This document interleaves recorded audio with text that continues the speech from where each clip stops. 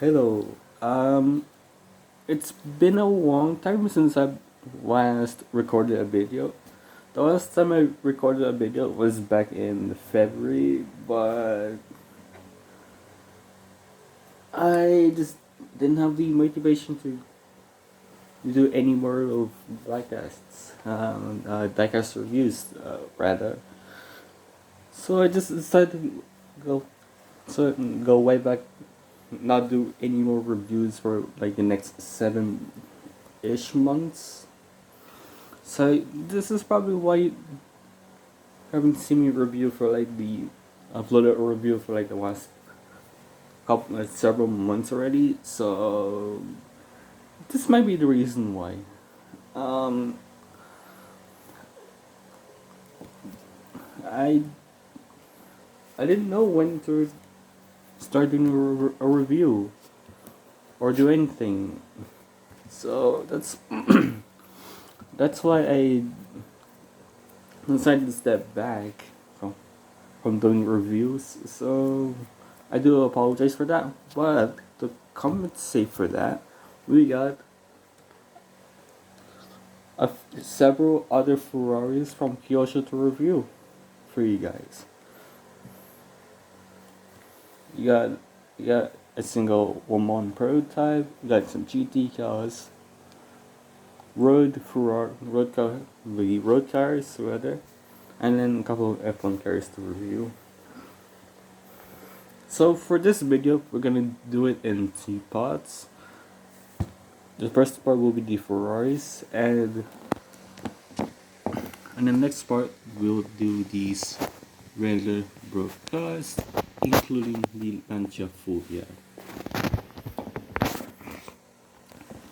But yeah, welcome to the Joy Club channel.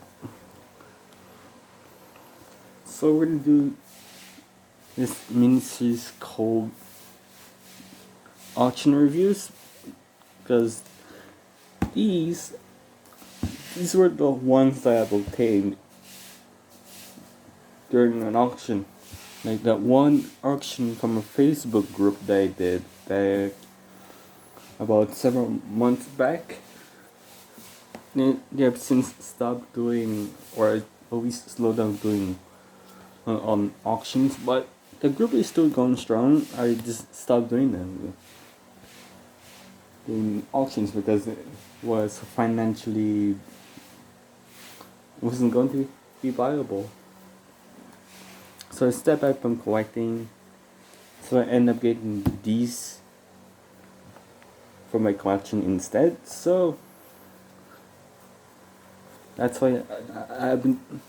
This is why I have been posting reviews the last few months, because I decided to slow down on collecting and then focus on something else instead. But yeah, without further ado, let's get to the review. So we're gonna put these on the side, and then we'll start off with a Le Mans prototype. We got the Ferrari F430 SP in like raw carbon black. Pretty nice casting, I would say. As it would, it doesn't show up on camera. Let me turn the light on so you can see the raw carbon black effect better.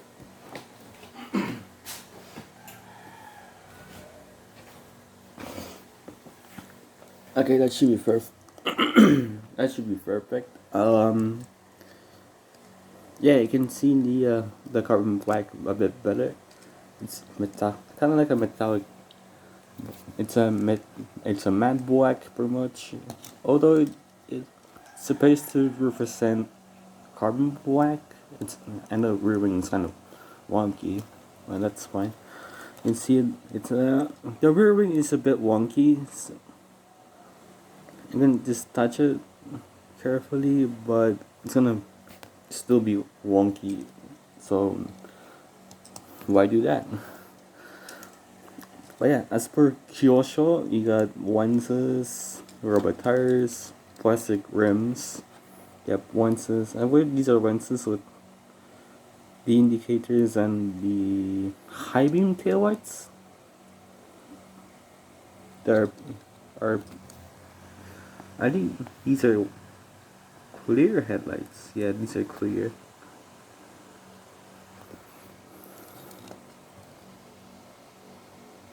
The base, there's nothing to talk about with the base. This is one of my favorite early LMP cars of the 1990s. This is It's a beautiful piece of machinery, especially with the very F1-esque V12. Oof. Man, pretty. I'm glad to have a 333 SP from Kyosho to add to my collection. That's perfect. First up, we're gonna do motorsport still. We got the F430 GT for the GT2 class, if I'm not mistaken. I believe this is a GT2 car, although it does not specify on which class this F430 is in. Yeah, that's it. Yeah, it's the F430 GT in Rosso Corsa. Gives a nice contrast with like a silver 512 double M, black Testarossa in gloss black, proper gloss, and the 360 GTC that's also in kind of like a carbon black but it's matte. So the GT2, it's the F430 GT2. It's probably one of the most successful Ferraris in the GT category, at least for a while. Don't know how many races it won with basically any series with GT2 regulations in place. I did win several. I believe this car won with Formula Racing in the 2006 Sebring 12 hours, at least with this model. Can't be sure though, but I'll check after this video, or this I'll put a picture of that car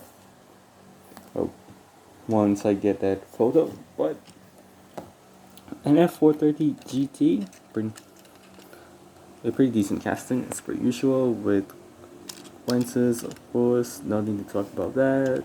Carburetors in factory steel colored rims for like these guys.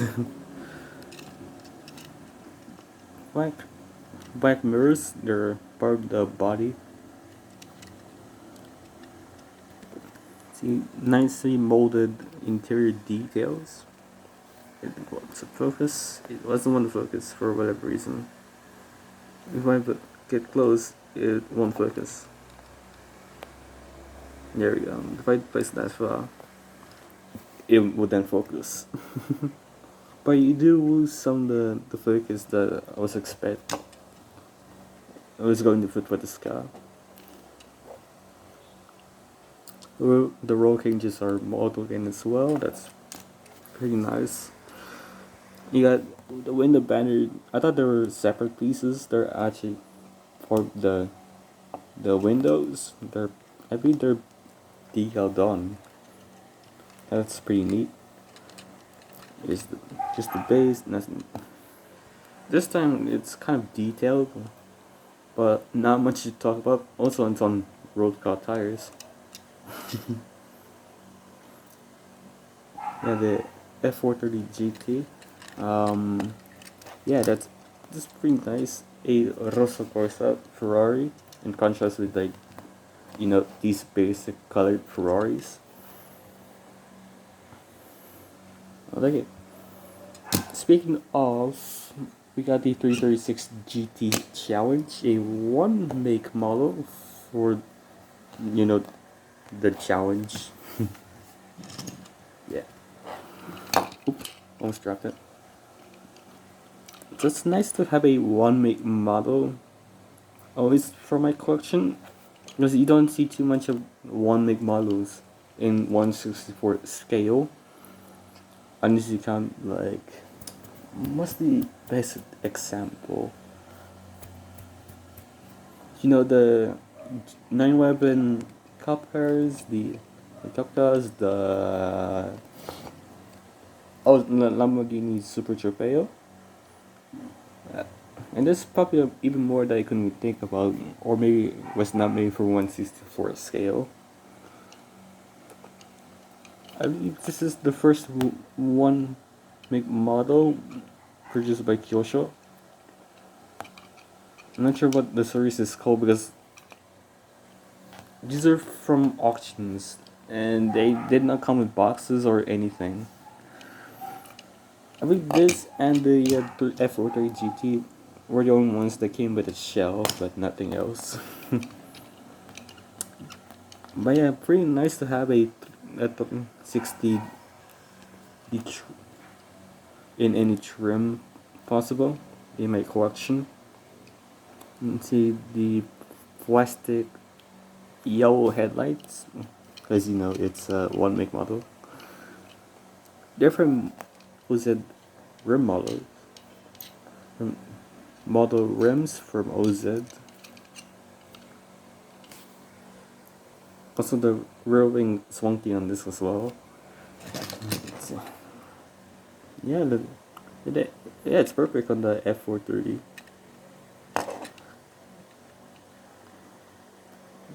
Yeah, same rear wing design. It looks like nope. This is different.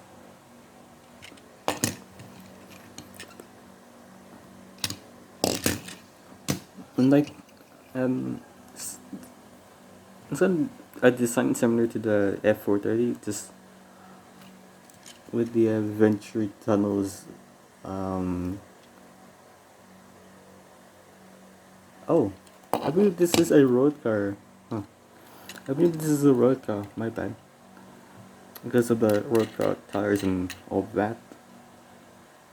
This is a homologated road car. So this is an agile race car. This is the Venturi Tunnel. It's Model N. It's got slick tires. Yep. And not much to talk about other than that this is a pretty nice casting from Kyosho.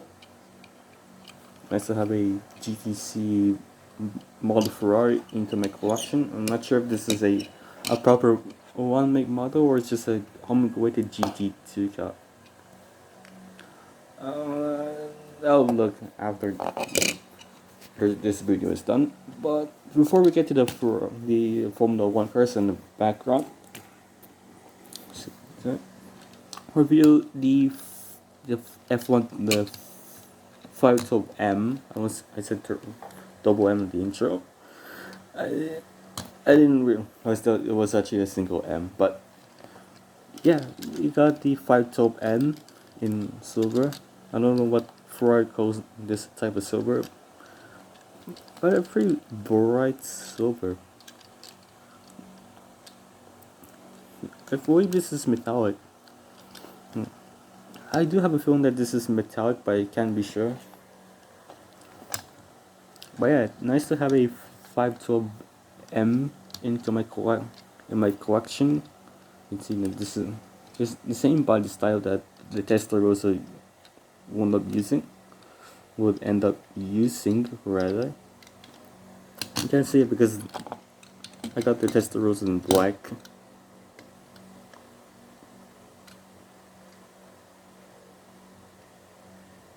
Yep, same body style. But we'll get it rest of the Testarossa in just a bit. But like the last two examples, they're part of the body. Decently detailed interior, you can see it this time. See it a bit clearer this time. Yeah, the focus is kind of wonky on this phone, so yeah.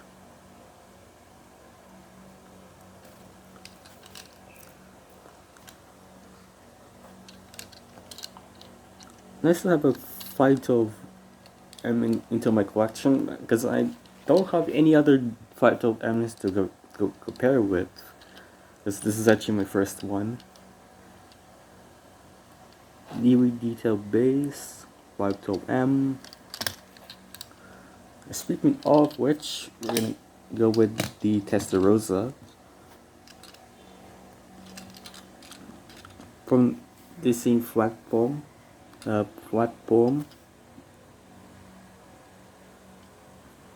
It's on focus for whatever reason. I just had to do it like this and it focuses. But yeah, a Testarossa, but in black. I don't think there was any other Testarossas that were in its more iconic colors like the Rosa Corsa and yellow in that auction. I believe this is the only Testarossa that was in that auction back in February. I can't be sure.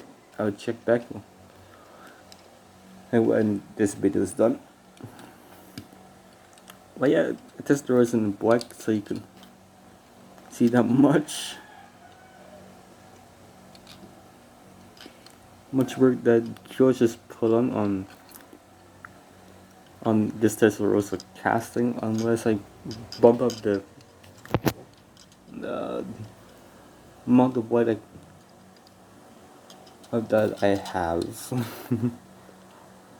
But yes, yep, same fare with basically any other Kyosho, clear whites, easily textured pots, rubber tires. Yep, there's not much to talk about. Oh, before we get to the base, yeah, the interior is much more detailed as well. You can see it clearly on the Testarossa. Couldn't on the 512M. You can see the interior much more clearly in this model.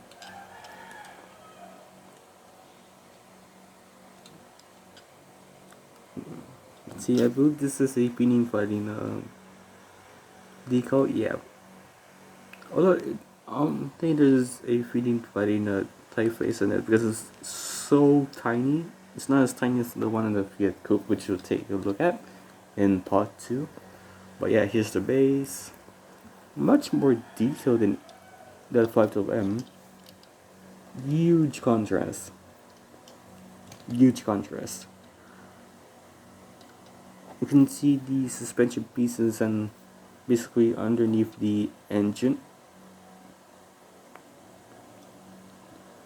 Yeah, they're molded into the Testarossa.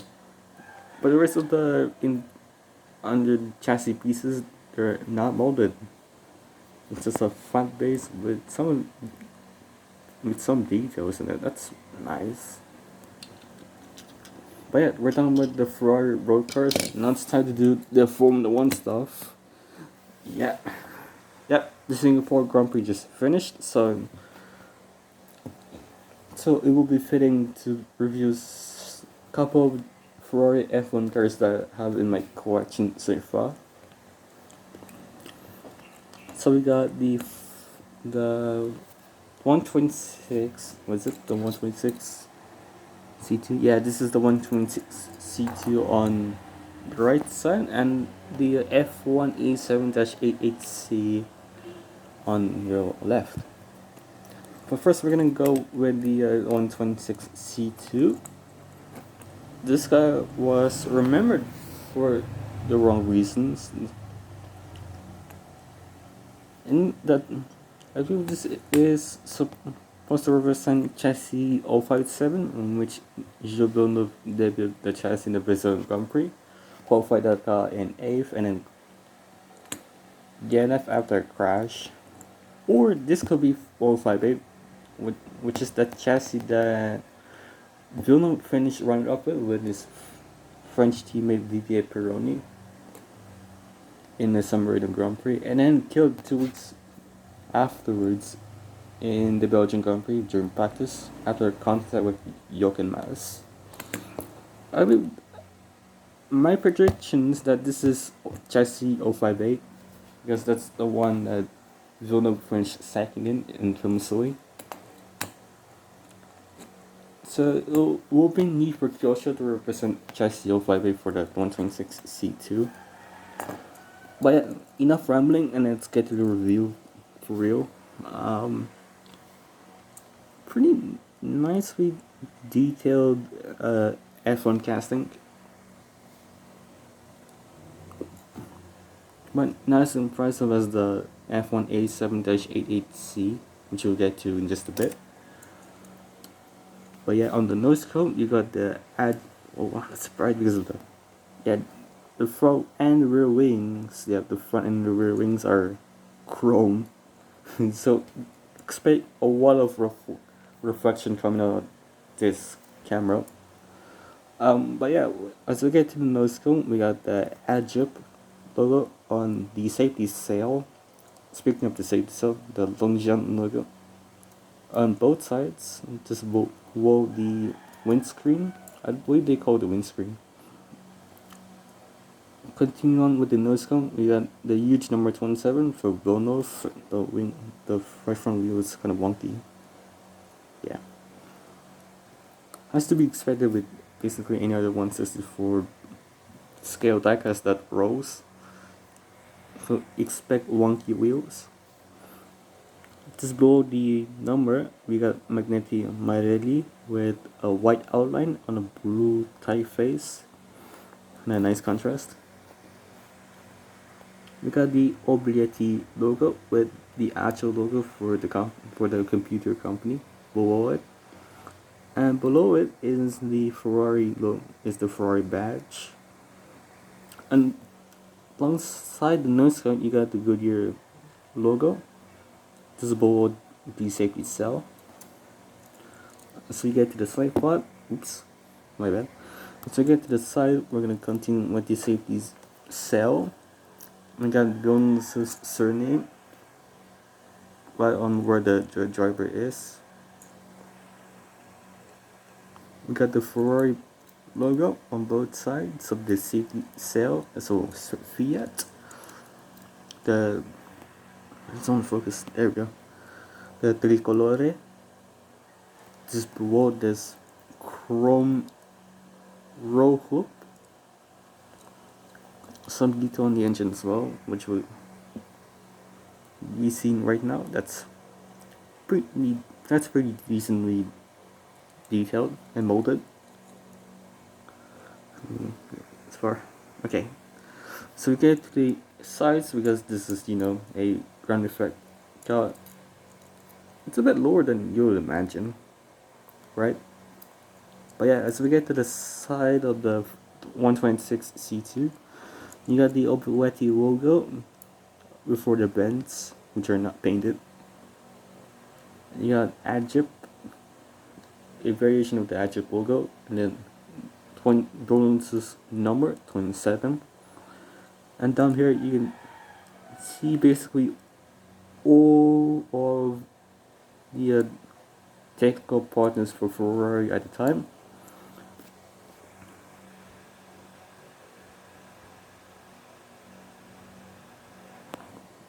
Yeah, you can see them. Frodo, champion, whatever this company is, Personal. I can't remember this company either. Focus.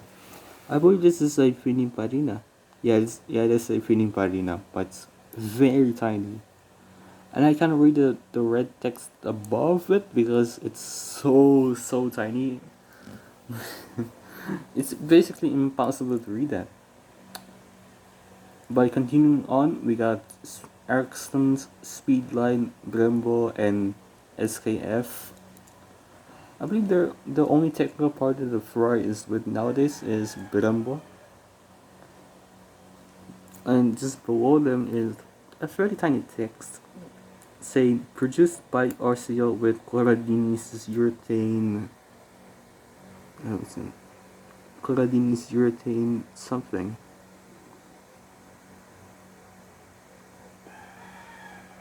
Oops.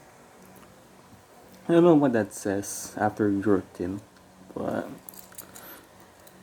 the text is so tiny I couldn't even tell what word that is. focus. It doesn't want to focus for whatever reason. Oh, urethane resins. Huh. It's so tiny. I couldn't read it. Also, this logo, I can't even read as well. The text kind of blends in with the dark blue way too much. But yeah, here's the right side. Same fare. But as we get to the rear wing, it's very like a chrome rear wing. But speaking of chrome, my chrome rear wing, here's the Goodyear logo. I have to cover up because it's extremely bright. Yeah, it's a black Goodyear logo. On both sides of the rear wing endpoint, you got the magnetic Marelli logo with the same oh, my bad. The same magnetic Marelli logo. This is you saw on the nose cone. Oh, active logos on the behind the rear wing. That's a neat catch from Kyosho. And on the base, decently detailed suspension pieces and brake drill and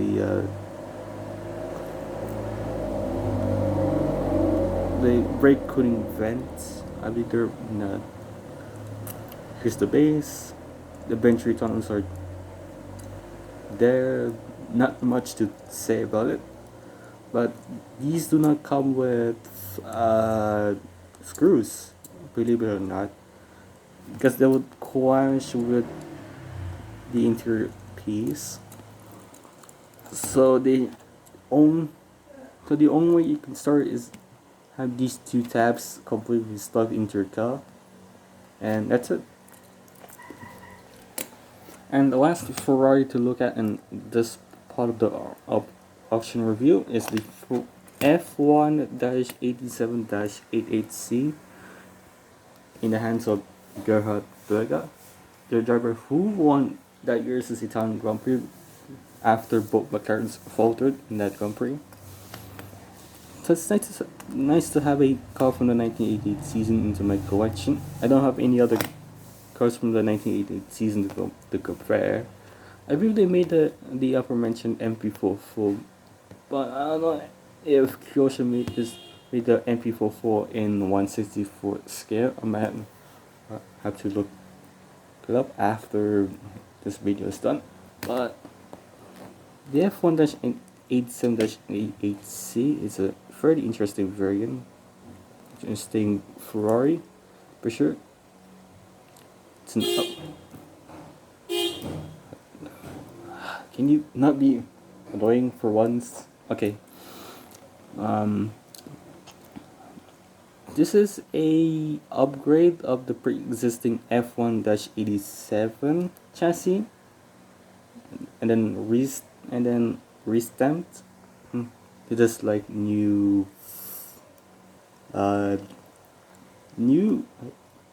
upgraded 87 chassis.